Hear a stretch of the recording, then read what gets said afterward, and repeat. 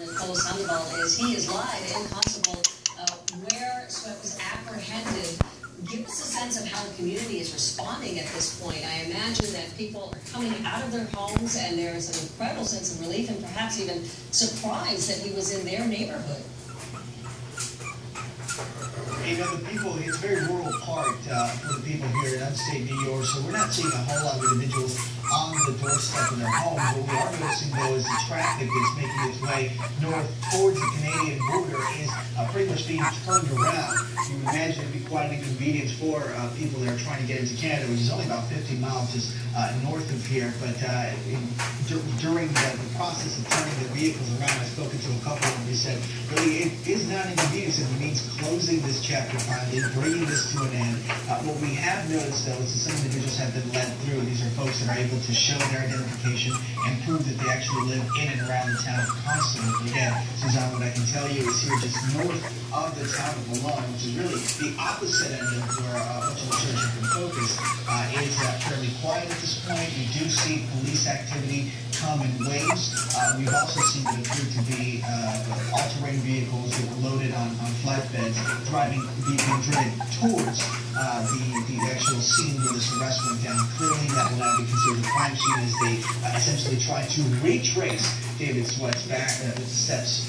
Clearly, Suzanne, if he's able to survive this, a lot of information will come from him and also what he left behind in these very rural parts of the state. And Paul, the fact that he was so close to the Canadian border when they apprehended him, we know that Canadian officials are also involved in this manhunt. Have you actually seen some of those Canadian officials where you are? Because this has been a collective, it's been a joint effort. Obviously, they knew that he was heading that direction, or at least they suspected he was heading in that direction.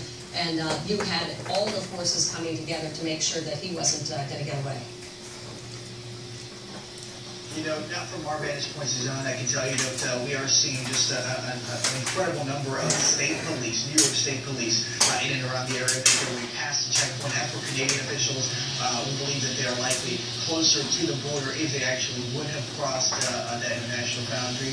Typically, that doesn't happen very often in investigations, but clearly this has been a case in which officials not only from New York State, but also from neighboring states and neighboring countries have been working together. So that's definitely a very real possibility. All right, I want to thank you so much, Polo. We are joined on the phone by Eric Jensen. He's a former Clinton Correctional Facility inmate who actually knew David Sweat. You know him personally. Would he go down without a fight here? I would not believe that he would go down without a fight. I'm surprised that law enforcement wasn't engaged with him in actually a gunfight, and I'm really happy that nobody was injured. There was also another point that was brought up earlier about how there was no prior crimes or anybody was injured, and I think that's a great question, and I think that they really need to investigate.